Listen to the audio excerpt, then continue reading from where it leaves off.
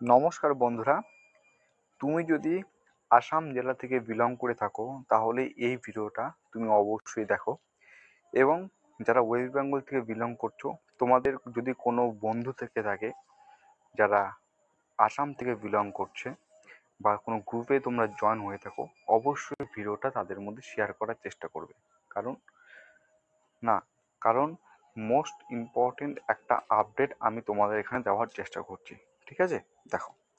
SSC GD Assam 2024-এ মোট শূন্যপদ ছিল 3528টি। ঠিক আছে, আশা করছি এটা প্রত্যেকে জানো।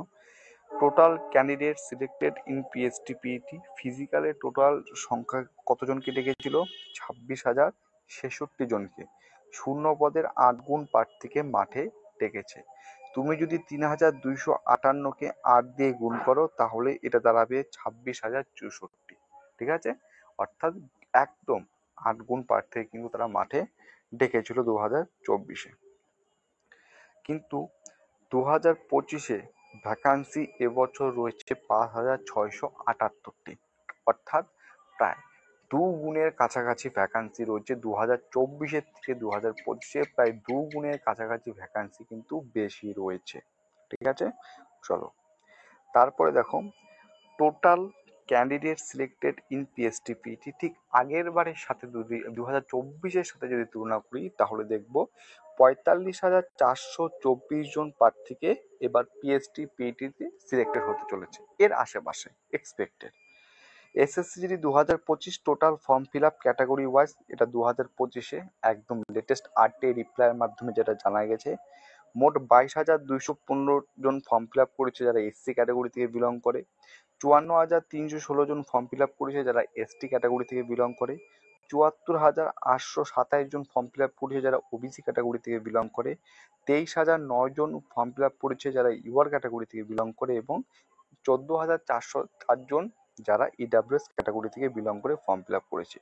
Total number of form fill আপের সংখ্যা যদি আমরা দেখে নিই তাহলে দেখছি 1,88,771। ঠিক আছে, 1,88,771।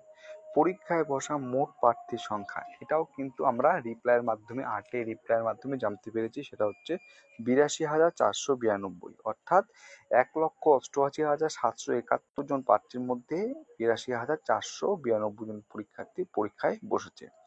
যারা পরীক্ষায় বসেছিল তাদের মধ্যে আনুমানিক 55 অর্থাৎ 55%, একটু উপর নিচ হতে পারে, সেটা 52 হতে পারে বা 56-57 হতে পারে, পরীক্ষার্থী ফিজিক্যালে কিন্তু ডাক পেতে চলেছে। একদম লেটেস্ট আপডেট তোমাদের কিন্তু আমি যেটা টেলিগ্রাম চ্যানেলে শেয়ার করেছি সেটা আমি তোমাদের সাথে এখানে শেয়ার করলাম। আমি আবার রিপিট করে বলছি, যদি অসম থেকে কেউ থেকে থাকো বা ওয়েস্ট বেঙ্গলের থেকে যারা বিলং করছো, তোমাদের কোনো বন্ধু যদি অসমে থেকে থাকে অবশ্যই তাকে এই ভিডিওটা শেয়ার করবে। কোনো গ্রুপে যুক্ত হয়ে থাকলে অবশ্যই সেই গ্রুপে তুমি শেয়ার করবে। এবং অসম থেকে যারা দেখছো এবং তোমরা যদি এই ভিডিওটা আমরা দেখে থাকো, যদি তোমরা বলো যে দাদা এর উপর একটা কাট অফের ভিডিও, অসমের একটা কাট অফ ভিডিও ফিজিক্যালের জন্য, তাহলে আমি অবশ্যই তোমাদের জন্য কাট অফ ভিডিও বানাবো। তার জন্য আমাকে সমর্থন দিতে হবে, তোমাদের রেসপন্স জানাতে হবে কমেন্ট বক্সে যে হ্যাঁ আমার কাট অফ ভিডিও চাই। মিনিমাম 30 থেকে 35 জনের মতো যদি বলো তাহলে আমি চেষ্টা করব তোমাদের একটা কাট অফ ভিডিও তৈরি করার। আর দেখো 2024-এ যদি একটু ভালো করে লক্ষ্য করো, পিএসটি পিটি কাট অফ 2024-এ সর্বোচ্চ কাট অফ গিয়েছিল 74, মেলদের কথা বলছি।